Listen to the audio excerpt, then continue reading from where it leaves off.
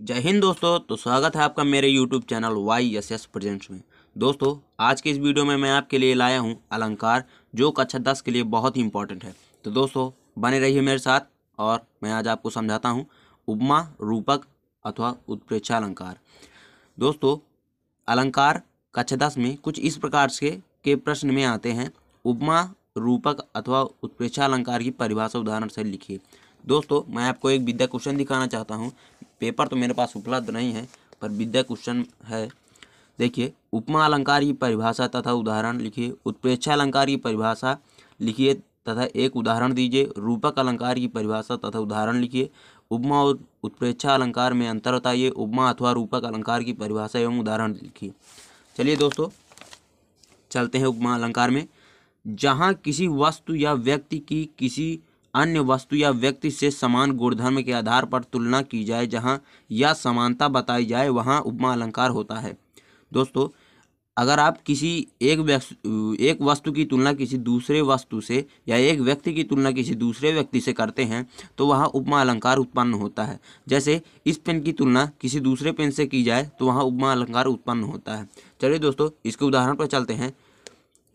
राधा के चरण गुलाब के समान कोमल है। राधा के चरण, राधा के पैर गुलाब के समान, गुलाब के फूल के समान कोमल है। यहाँ राधा के पैर की तुलना गुलाब के समान की गई है, गुलाब से की गई है, यानी कि बताया गया है कि गुलाब के समान कोमल है। दूसरा उदाहरण है इसका, हरिपद कोमल कमल से। हरिपद कोमल कमल से। दोस्तों मैंने दो उदाहरण लिखे हैं, आपको जो सरल लगे वो आप उदाहरण देख सकते हैं, जो सही लगे आप वो उदाहरण देख सकते हैं। दोनों में से आपको एक ही परीक्षा में लिखने हैं। हरिपद कोमल कमल से, हरि के पद की तुलना कमल से की गई है। बताया गया है कि हरि के पद कमल के समान कोमल है, वही चीज़ है दोस्तों उपमा अलंकार के 4 अंग होते हैं। पहला उपमेय, जिसकी समानता बताई जाए। उदाहरण में चलते हैं। हरिपद कोमल कमल से, हरिपद कोमल कमल से। यहाँ इसमें देखते हैं, राधा के चरण गुलाब के समान कोमल है। राधा के चरण गुलाब के समान कोमल है। उपमेय में जिसकी समानता बताई जाए, जिसकी समानता बताई जाए। राधा के चरण, राधा की यहाँ पर गुलाब से समानता बताई गई है, यानी कि राधा उपमेय हो गया। उपमान में जिस वस्तु से समानता की जाती है, यहाँ पर राधा के चरण की समानता गुलाब से की गई है, यानी कि गुलाब उपमान हो गया।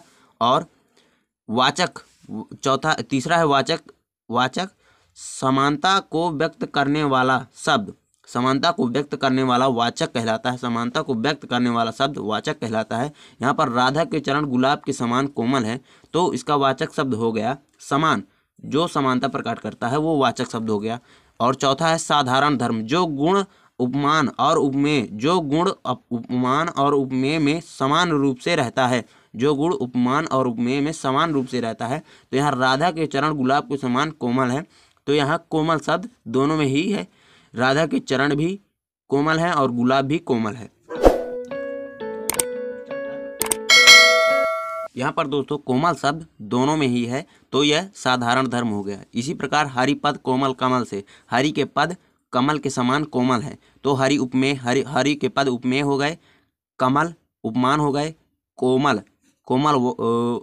कोमल साधारण धर्म हो गया और से वाचक शब्द हो गया। चलिए दोस्तों रूपक अलंकार की ओर चलते हैं। तो दोस्तों रूपक अलंकार, जहां उपमेय में उपमान का भेद रहित आरोप किया जाता है, अर्थात उपमेय और उपमान में अभिन्नता प्रकट की जाए, वहां रूपक अलंकार होता है। दोस्तों बहुत ही सिंपल है। दोस्तों मैं आपको बता दूं, केवल समझना है, केवल आपको रटना नहीं है। बहुत ही इंपॉर्टेंट है, ये बहुत ही इंपॉर्टेंट है, ध्यान से समझिए दोस्तों। जहां उपमेय में उपमान का भेद रहित आरोप किया जाता है, यानी कि किसी भी उदाहरण ही मान के लेके चलिए, किसी भी उदाहरण में भेद ना करके एक रूपता प्रकट कर दी जाए, एक समान बता दिया जाए, तो वह रूपक अलंकार होता है। केवल एक समान, वहाँ तुलना नहीं होती, भेद नहीं होता, एक रूपता, एक समान बता दिया जाता है। जहाँ उपमेय में उपमान का भेद रहित आरोप किया जाता है, अर्थात उपमेय और उपमान में अभिन्नता प्रकट की जाए, वहाँ रूपक अलंकार होता है। उदाहरण पे चलते हैं दोस्तों। मुख चंद्र तुम्हारा देख सके, मन सागर मेरा लहराता। मुख चंद्र तुम्हारा देख सके, मन सागर मेरा लहराता। यहाँ मुख में चंद्र का तथा मन में सागर का भेद न करके एक रूपता बताई गई है। दोस्तों यहाँ मुख में चंद्र का तथा मन में सागर का भेद न करके एक रूपता बताई गई है, तो यहाँ रूपक अलंकार होता है। दूसरा उदाहरण है इसका, चरण कमल बंदाव हरि। चरण कमल बंदाव हरि राय, दोनों में से आपको एक ही परीक्षा में लिखना है, दोनों ही समझ लीजिए। चरण कमल बंदाव हरि राय, यहाँ चरण में कमल का भेद न करके एक रूपता बताई गई है। यहाँ चरण में कमल का भेद न करके एक रूपता बताई गई है। चलिए दोस्तों उत्प्रेक्षा अलंकार में चलते हैं। दोस्तों केवल ध्यान से समझिए, रटना नहीं है, ध्यान से समझिए, बहुत ईजी है। उत्प्रेक्षा अलंकार, जहाँ उपमेय में उपमान की संभावना की जाए वहाँ उत्प्रेक्षा अलंकार होता है। जहाँ उपमेय में उपमान की संभावना की जाए वहाँ उत्प्रेक्षा अलंकार होता है। दोस्तों जहाँ उपमेय में उपमान की संभावना की जाए वहाँ उत्प्रेक्षा अलंकार होता है। बहुत ही सिंपल है दोस्तों, बहुत ही आसान भाषा में है।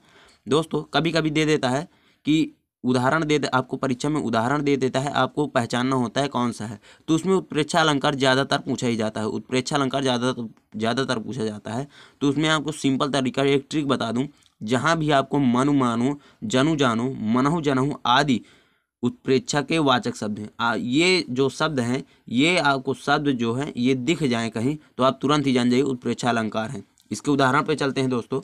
उदाहरण पे, मोर मुकुट की चंद्र कनु यव राजत नंद नंद, मनु शशि शेखर की अकस किए शेखर सतचंद। इसके उदाहरण पे दोस्तों, मोर मुकुट की चंद्र कनु यव राजत नंद नंद, मनु शशि शेखर की अकस किए शेखर सतचंद।